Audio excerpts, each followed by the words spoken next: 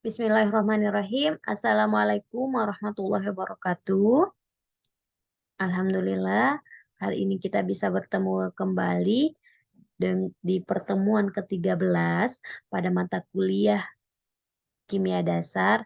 Nah, kita di sini akan membahas tentang larutan penyangga atau biasa dikenal dengan larutan buffer. Oke, Ibu izin share screen ya. Oke. Ini materi kita hari ini. Kita akan bahas tentang larutan penyangga. Oke, Ibu ingatkan lagi bahwa ini sudah pertemuan ke-13. Berarti 3 pekan lagi kita akan memasuki yang namanya ujian akhir semester. Ibu harap kalian menuju di ujian akhir semester itu, ketika ada yang masih kurang dipahami, ada yang masih bingung, silahkan kalau ingin kontak Ibu bertanya ini yang bingungnya di mana. Insya Allah Ibu akan balas, Ibu akan respon dengan jawaban yang terbaik sehingga kalian bisa lebih paham dan lebih baiknya lagi ketika ini bisa teraplikasikan dalam kehidupan sehari-hari atau nanti ketika kalian melakukan yang namanya praktikum. Karena bagaimanapun praktikum di laboratorium itu pasti tidak lepas dari bahan-bahan kimia. Dan di materi di kimia dasar ini kami tim dosen membuat dan merancang. Semoga materi yang ada kami jelaskan itu terpakai untuk kegiatan kalian nantinya di kegiatan praktikum ataupun nanti penelitian kalian. Oke, ini list materi yang akan kita bahas. Yang pertama, apa sih definisi larutan buffer? Terus yang kedua, fungsi adanya larutan buffer ini apa? Atau larutan penyangga ini fungsinya apa sih? Sehingga dia harus ada atau bahkan harus kita buat sendiri. Yang ketiga, jenis larutan penyangga itu apa saja? Dan yang terakhir, kita akan menghitung pH larutan penyangga atau bagaimana sih cara membuat. Nah, jadi itu ya, Ibu bilang bahwa larutan penyangga ini sebenarnya di dalam tubuh kita itu sudah tersetting seperti itu atau kita juga bisa lakukan dia dengan membuat sendiri. Nah, ini materi-materi yang akan kita bahas pada pertemuan ke-13 ini. Oke, kita masuk ke yang materi yang pertama ya. Apa sih definisi larutan penyangga?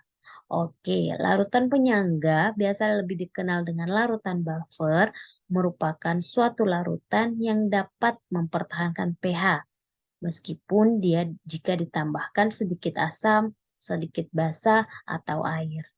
Nah, ini Ibu berikan ilustrasi. Ini nih, misal kita sudah membuat larutan pH, larutan pH-nya itu dia pH 4. Nah, maka larutan kita ini dia adalah larutan buffer asam karena pH-nya di bawah 7. Nah, dia disebut larutan buffer itu karena apa? Karena ini, walaupun dalam larutan pH 4 ini kita tambahkan asam kuat sekalipun, ternyata pH-nya tetap di angka kisaran 4.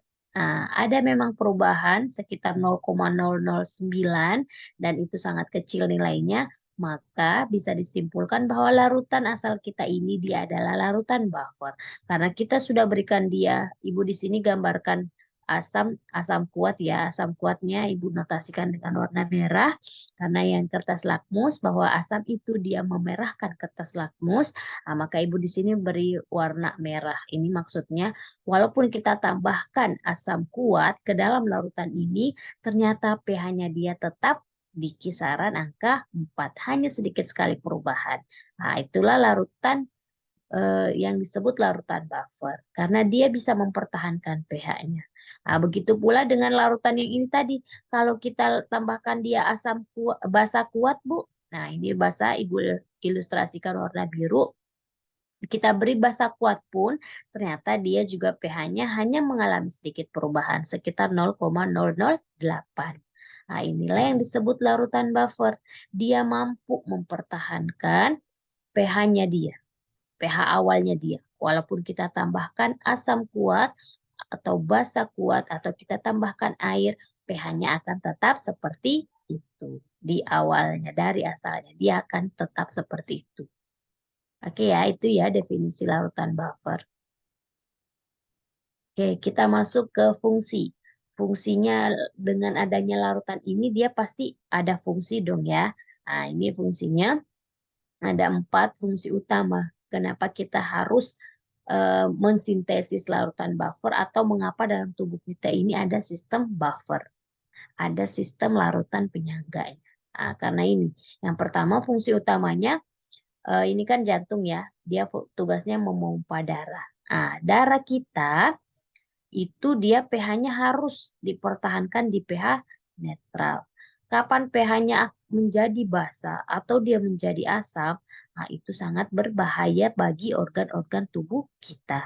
Nah, inilah fungsinya dalam tubuh kita ini dia mensirkulasi cairan yang kita makan, kan kita memberi asupan tubuh. Ini lebih detailnya sih dijelaskan di biokimia. Misal kita makan nih cuka atau kita minum lemon. Nah, lemon kan dia sifatnya asam tuh. Nah, mengapa darah kita tidak berubah menjadi asam walaupun kita memakan lemon dalam jumlah yang banyak? Nah, ini karena peran dari larutan buffer yang ada dalam tubuh kita. pH darah tetap akan dipertahankan dengan adanya sistem buffer atau dengan adanya larutan buffer dalam tubuh kita. pH darah dalam tubuh kita tetap di kisaran angka normal, yakni sekitar 7,35 sampai 7,45. Ini pH-nya dipertahankan seperti ini karena peran dari larutan buffer dalam tubuh kita. Nah, yang dipertahankan yang kedua adalah cairan di air liur kita. Atau kalau kita memasukkan makanan, ini kan fungsi pertama untuk mencerna makanan itu dilakukan oleh air liur. Nah, inilah pH dari air liur kita ini, dia di rentan normal juga. Namun kalau dibandingkan sama pH darah, dia lebih luas rentangnya. Nah, ini pH-nya ini biar tetap di angka ini, antara angka ini saja, nah itu adalah peran dari larutan buffer. Seperti itu. Nah, peran yang ketiga ini, 3 gambar marun ini atau warna merah ini semua terjadi dalam tubuh kita ya. Jadi subhanallahnya itu bahwa sistem buffer dalam tubuh kita ini kita wajib syukuri dia berjalan dengan baik karena perannya itu sangat besar. Nah, peran yang ketiga adalah dia mencegah alkalosis. Nah, ini dari kata alkali atau basa. Nah, eh, ada suatu kasus bahwa tubuh kita mengalami kelebihan yang namanya bikarbonat. Jika itu terjadi, maka pH darah dalam tubuh kita itu dia akan mencapai yang nilainya eh, pada nilai basa. Agar itu tidak terjadi, maka sistem buffer dalam tubuh kita ini harus menghindari yang terjadinya penumpukan eh, penghasil bikarbonat. Inilah yang disebut mencegah alkalosis, mencegah agar darah kita tidak menjadi pH basa. Oke, fungsi yang terakhir ini terjadi dalam tubuh juga, namun bisa kita aplikasikan di laboratorium itu bahwa fungsi dari larutan buffer itu adalah untuk mengoptimalkan kerja enzim. Ibu pada tesis ibu dulu pada saat S2 Ibu kan main-main sama enzim tuh. Ibu ambilnya enzim di pencernaan kita. Ada salah satu enzim yang bernama alfa glukosidase. Nah, ibu dalam memaintenance atau apa ya, menjaga agar kerja enzim ini tetap sama perannya ketika dia dalam tubuh, baik dia diperlakukan di skala laboratorium itu, nah ini sangat bergantung pada suhu dan pH-nya. pH-nya inilah bahwa dengan kita menggunakan larutan penyangga, kita bisa mengkondisikan bahwa enzim kita ini tetap optimal, bekerjanya tetap bisa maksimal seperti itu. Jadi ini ya fungsi utama mengapa sih harus ada yang namanya larutan penyangga seperti itu atau larutan buffer. Oke, yang ke sub materi yang ketiga apa saja sih jenis dari larutan penyangga. Nah, larutan penyangga dia ini mata rangkaian dari materi asam basa ya. Maka dia juga larutan penyangga itu dibagi menjadi dua. Lagi-lagi Ibu berikan gambaran bahwa kalau yang merah maka dia bersifat asam, kalau dia biru maka dia bersifat basa. Oke. Ini maksudnya apa, Bu? Ah, ini larutan penyangga asam kita dapat mensintesis atau larutan ini bisa dibuat dengan cara mencampurkan asam lemah dalam jumlah yang berlebih dan basa kuat. Jadi basa kuatnya harus habis ketika kita melakukan proses yang namanya proses reaksi kimia. Itu maksudnya ya bahwa eh, dia harus dicampur dari asam lemah dan basa kuat. Nah, ya, di sini nih kata kuncinya, ada kata berlebih. Kita berikan volume atau kita berikan eh, volume dan konsentrasi untuk asam lemahnya lebih banyak. Sehingga nanti dia ketika bereaksi jumlahnya berlebih. Atau dia yang menjadi sisa dalam proses selama proses reaksi kimia. Kita juga bisa membuat larutan penyangga ini dari campuran asam lemah dan basa konjugasinya. Begitu pula untuk basa. Jadi perhatikan di sini deh ya. Kalau pada pertemuan sebelumnya kita bahas bahwa hidrolisis itu yang berperan adalah hukum rimba. Cari yang kuatnya apa? Itu yang akan menentukan sifatnya. Di sini kebalikannya bahwa kalau yang buffer cari yang lemahnya. Karena yang lemahnya itulah yang menentukan sifatnya. Seperti ini. Kalau larutan penyangga basa, dia dibuat dari campuran basa lemah berlebih dengan asam kuat. Lagi-lagi di sini ya, bahwa yang menentukan adalah yang lemahnya. Karena yang lemahnya adalah basa, maka dia nanti pasti larutan penyangganya basa. Sama juga yang di sini tadi, bahwa dia dibuat dari asam lemah, maka dia larutan penyangganya bersifat asam. Atau dia larutan penyangga asam. Sama juga bahwa larutan penyangga basa itu bisa dibuat dari mencampurkan basa lemah dan asam konjugasinya. Asam konjugasi, Ibu sudah jelaskan di ini ya, di teori asam basa ada namanya teori Bronsted-Lowry. Itu pasti ada tentang bahasan pasangan asam basa konjugasi. Seperti itu. Oke, kita masuk ke yang terakhir. Bagaimana sih menghitung pH dari larutan penyangga? Ini hampir tetap bahwa kalau larutan penyangga asam itu dia nanti pasti kita harus tahu dulu konsentrasi H plusnya. Karena penciri dari asam itu dia adalah adanya ion H plus atau ion hidronium. Nah, maka kalau rumusnya ketika kalian sudah tahu nih bahwa oh ini pasti yang lemahnya atau yang berlebihnya dari asamnya, maka pasti dia adalah larutan penyangga asam. Nah, langsung masukkan rumusnya. H plus, konsentrasi H plus sama dengan Ka. Ka ini apa nih? Asam lemah. Maka kan bahwa yang selalu bersisa pasti yang lemahnya.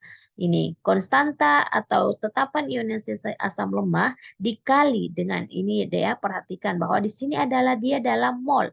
Mol asam lemah dibagi mol basa konjugasinya. Atau di sini disimbolkan G itu dari garam. Karena kita memperoleh basa konjugasi itu dari adanya sintesis pembentukan garam.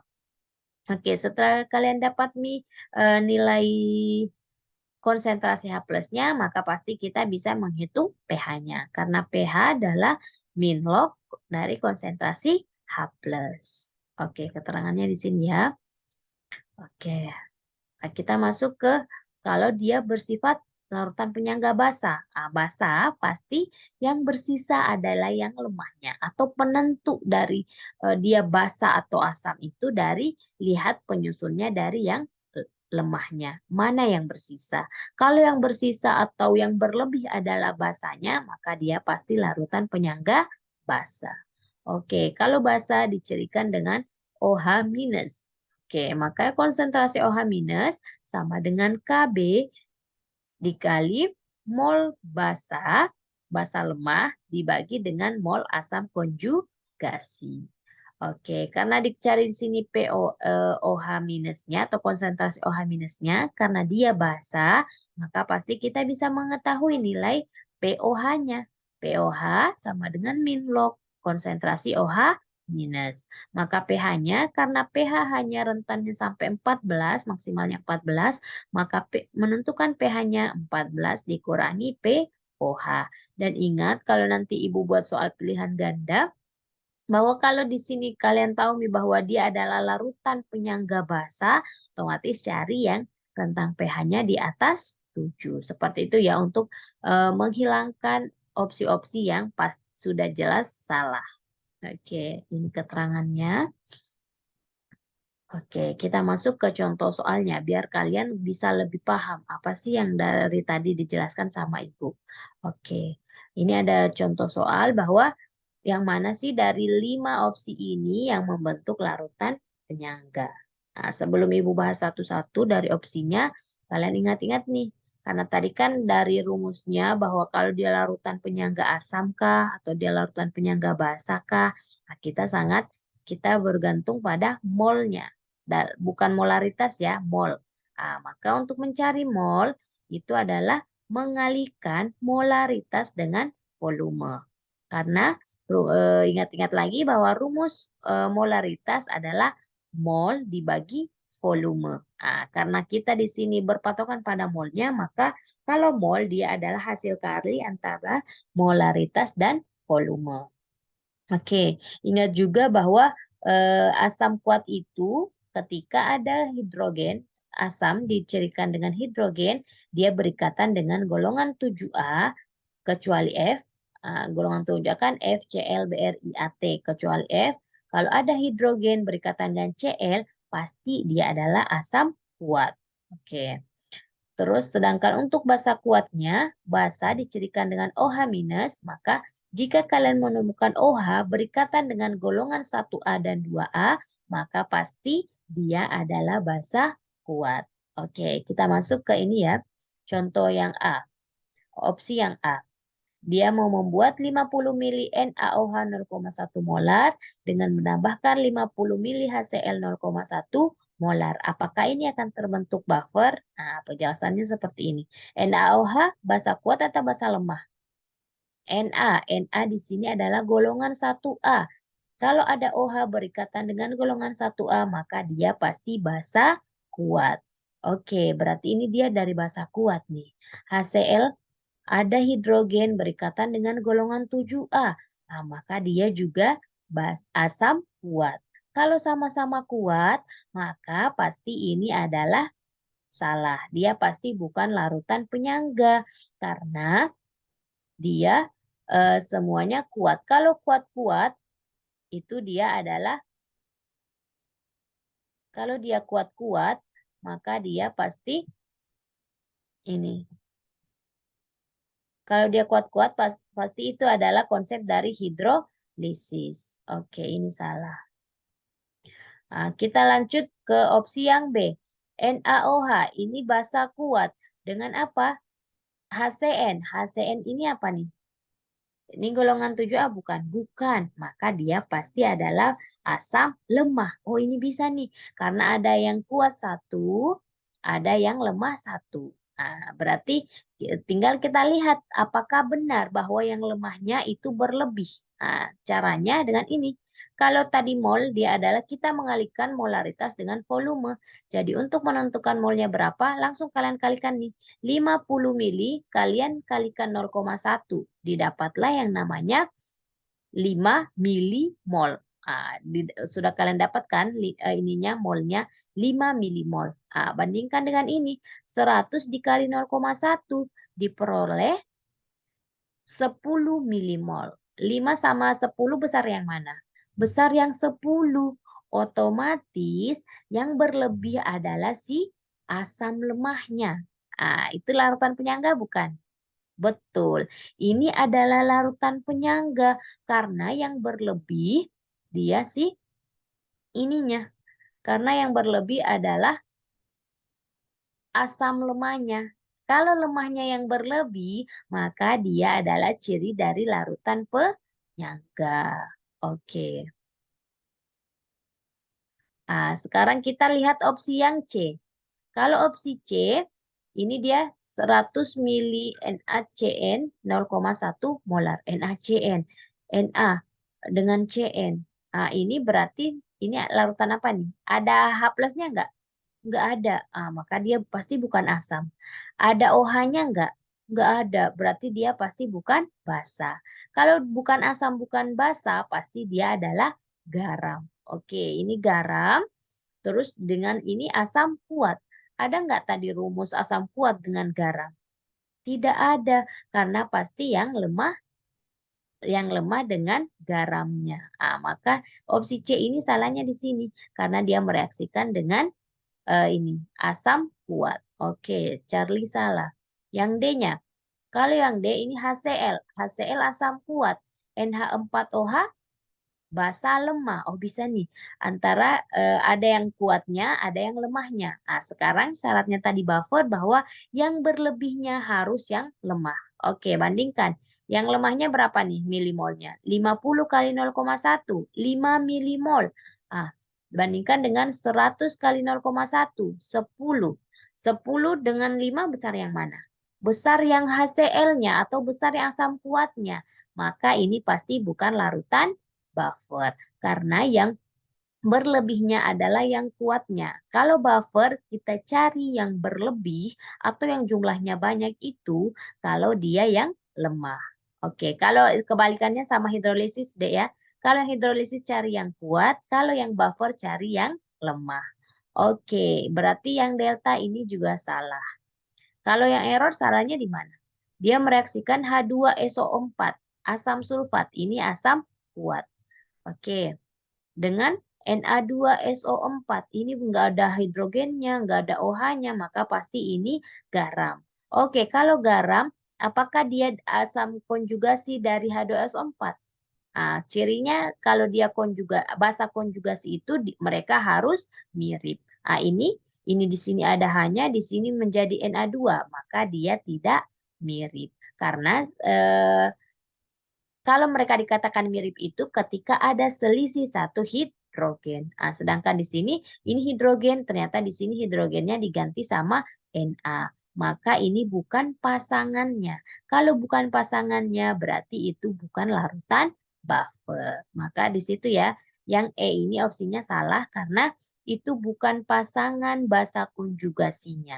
Karena syaratnya pasangan basa konjugasi, mereka hanya selisih satu atom hidrogen. Seperti itu. Jadi opsi E salah, maka memang pasti jawabannya adalah yang Bravo, yang B. Seperti itu ya. Oke, kita lanjut.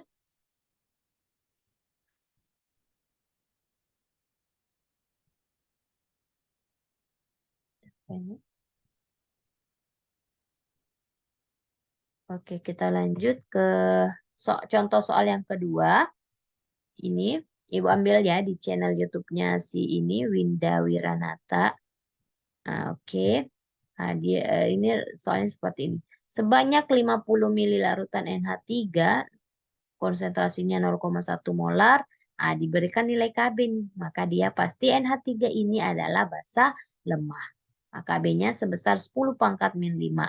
Dicampur dengan 10 ml larutan NH4Cl 0,5 molar. Hitunglah pH larutan tersebut. Oke, sekarang perhatikan. NH3 karena ada nilai Kb-nya dia pasti basa lemah. Oke, terus dia dicampur dengan NH4Cl. Ini adalah nggak ada hidrogennya, nggak ada oksigennya, OH-nya, OH minusnya, maka pasti dia adalah garam. Ketika dia garam, langsung kalian ini uraikan. Ini garam ini pasti dia terbentuk dari NH4 plus ditambah dengan Cl minus. Oke, sekarang perhatikan NH4 plus sama NH3 pasangan asam basa konjugasi enggak? Betul, karena di sini N yang basa lemahnya dia mengikat 3 hidrogen, sedangkan yang di sini dia mengikat 4 hidrogen. Maka ada selisih satu atom hidrogen. Kalau ada seperti itu, mereka adalah pasangan asam basa konjugasi. Karena di sini basa lemah, maka di sini NH4 plusnya adalah asam konjugasi. Oke, karena pasangannya, maka pasti ini adalah larutan buffer. Oke, kita masuk ke rumusnya. pH, karena di sini dia yang diketahui adalah Kb, maka pasti yang kita ketahui adalah konsentrasi OH minus. Masukkan nilainya, Kb-nya berapa? Nah, bagaimana cara menghitung molnya? Dari sini, mol NH3-nya, nah ini, kalian kalikan 50 mili kali 0,1. Diperolehlah 5 milimol. Nah, NH4Cl juga seperti itu. 100 mili, kalian kalikan 0,5. Maka kalian akan dapat nilai 50 milimol. Nah, setelah sudah dapat, masukkan di rumusnya. Di sini, mol NH3-nya sebesar 5 milimol dibagi dengan mol garamnya atau asam konjugasinya 50 sebesar 50 milimol. Masukkan nilainya. 5 bagi 50 maka diperoleh 10. Karena di sini 10 pangkat min 5 dibagi 10 lagi maka dia menjadi 10 pangkat minus 6. Oke, OH minusnya sudah didapat maka pasti kita bisa mendapatkan nilai POH-nya. Oke, masuk bahwa POH-nya sebesar 6. Nah, POH ini belum pH. Nah, pH dia ketika dia POH diubah dong. 14 dikurangi POH. 14 kurang 6 maka pasti pH-nya sebesar 8. Atau bahwa pasti dia di atas 7. Karena dia adalah larutan penyangga basah. Cirinya apa? Karena ada Kb yang lemahnya. Lemahnya pasti dari basah. Maka pasti dia pH-nya di rentang pH basah. Seperti itu Dek ya, bahwa kalian langsung lihat apa yang lemahnya. Karena itulah ciri larutan buffer. Kalian cari yang lemahnya dari mana. Kalau lemahnya asam, maka dia larutan penyangga asam. Kalau yang lemahnya basa, maka dia larutan penyangga basa. Oke, seperti itu ya. Oke, sekarang kita masuk ke yang terakhir. Masuk ke